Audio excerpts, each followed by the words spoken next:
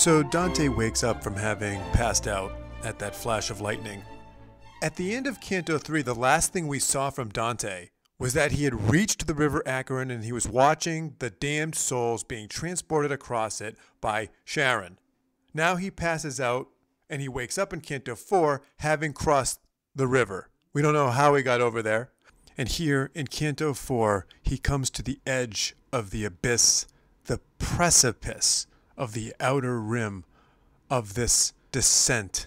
The words, "Truly, I found myself on the edge of that profound pit of pain, that reservoir of endless tears, so dark, deep, and obscure it was. I strained to see the bottom, but I couldn't make out a thing." And even Virgil is a little pale here.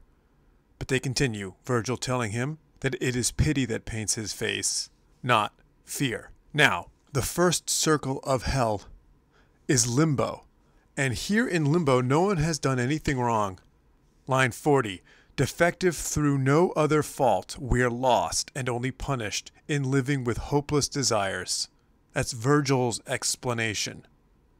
Dante's response is, line 43, I felt heartsick on hearing him. And yeah, what the hell are we supposed to make of Limbo? Doesn't Dante have poetic license to pluck people out of limbo?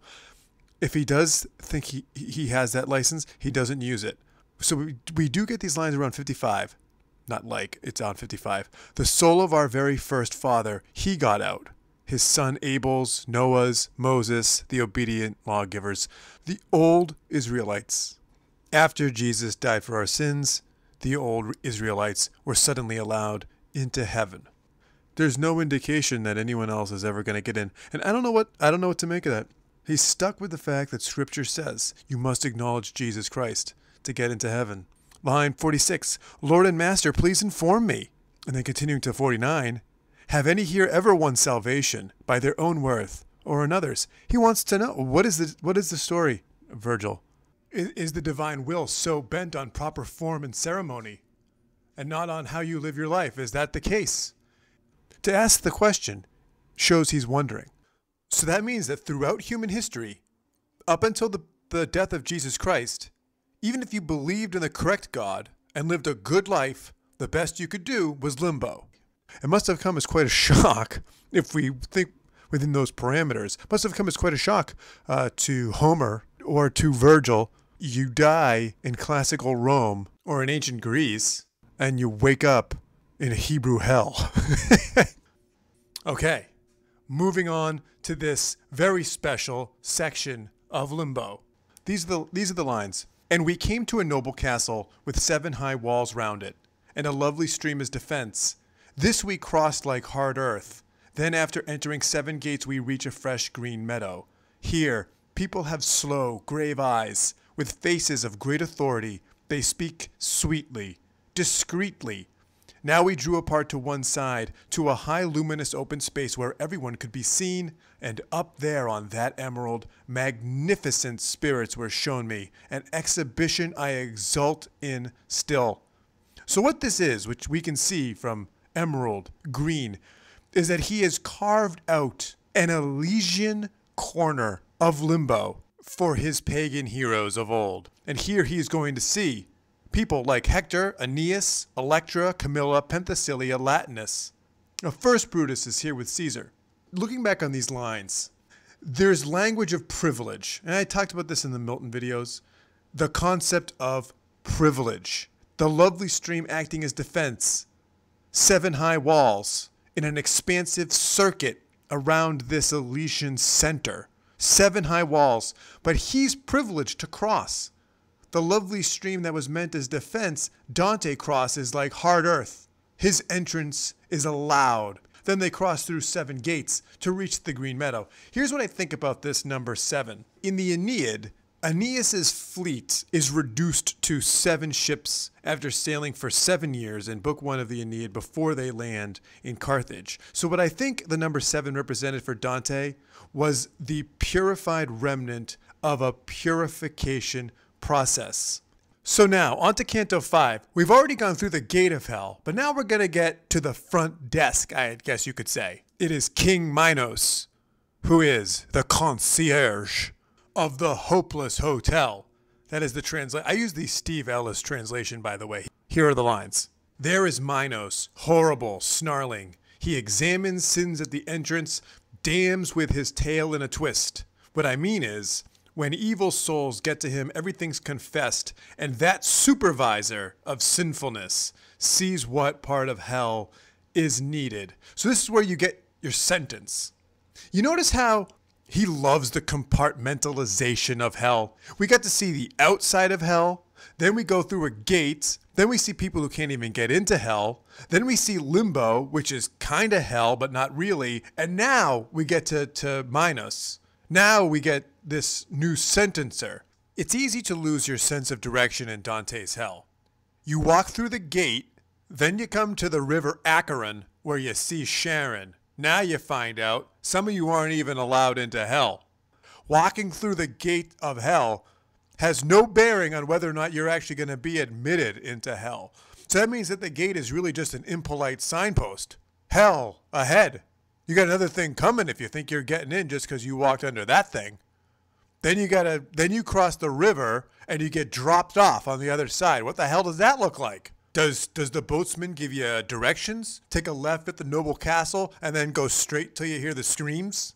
So I guess after crossing Limbo on your own initiative, pricked by divine justice, apparently, were the words from Canto 3, you come to King Minos, then he tells you where you're going. Now you're in hell, even though you crossed the first circle, the gate, and the fucking river.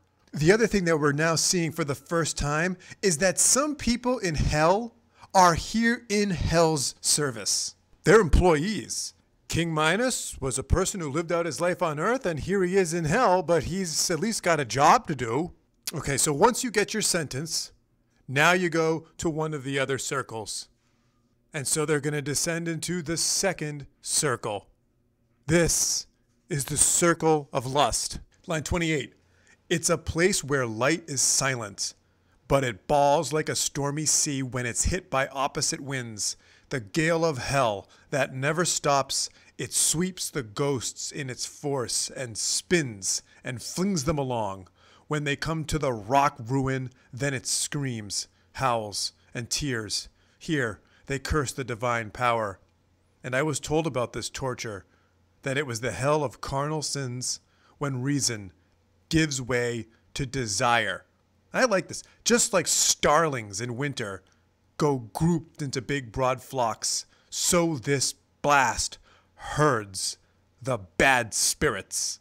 Let us imagine the vision Dante must have seen to be inspired to write this. Starlings.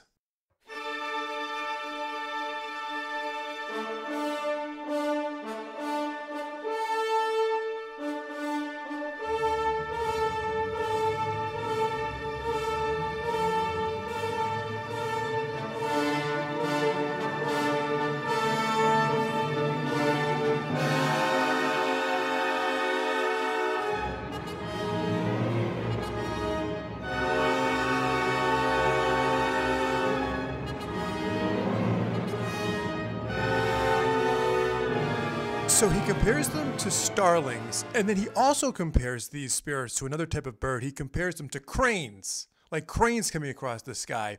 So cranes must have represented a particularly unruly and wild bird. And the reason I say that is because in Book 3 of the Iliad, Homer compares the wild barbaric Trojans to cranes. I'm going to use the Fagles from this, the beginning of Book 3 of the Iliad.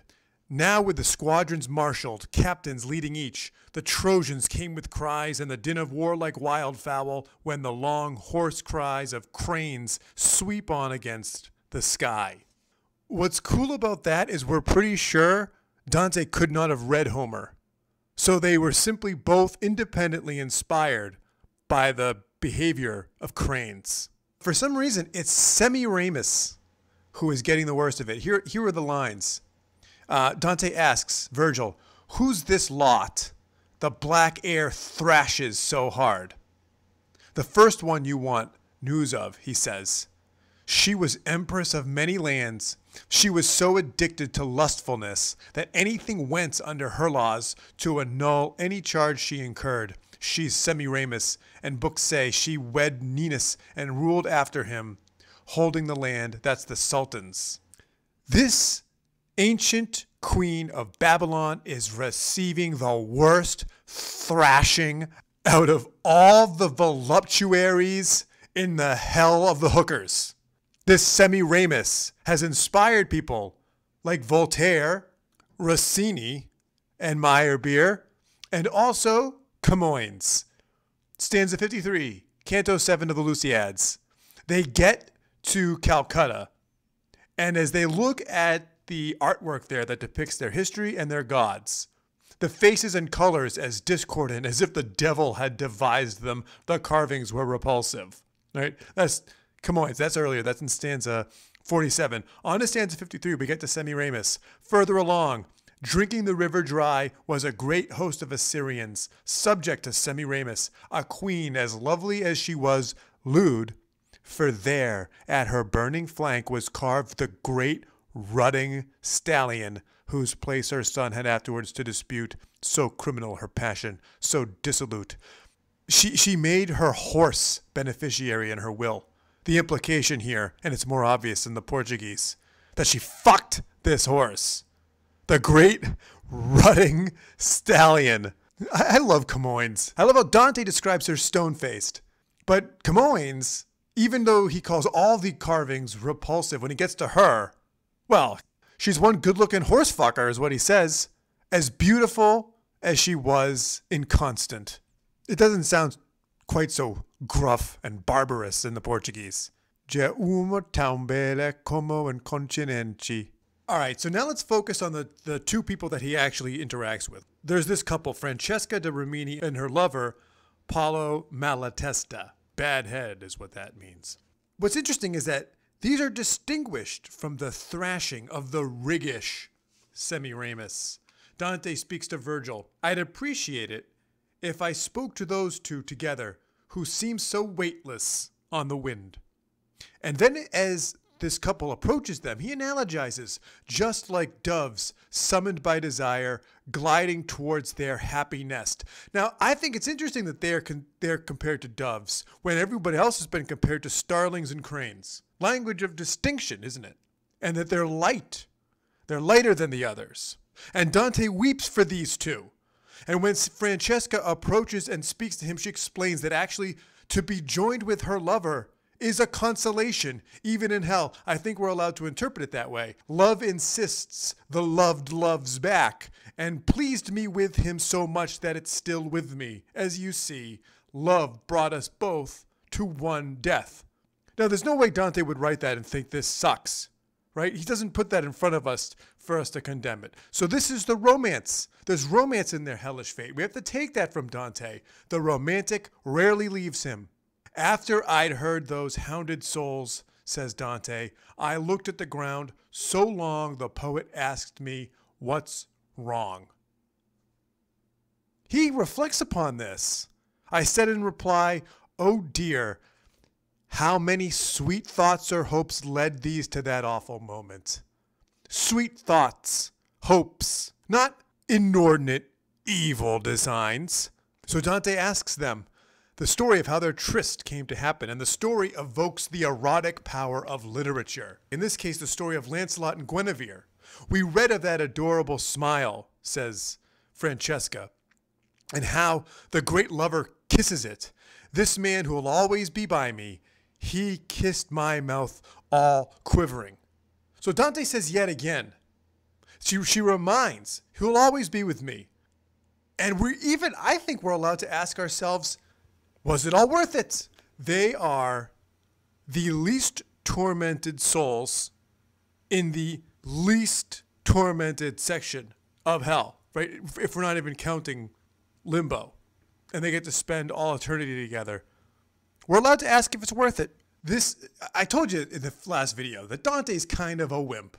He faints again. This guy's got to get his shit together.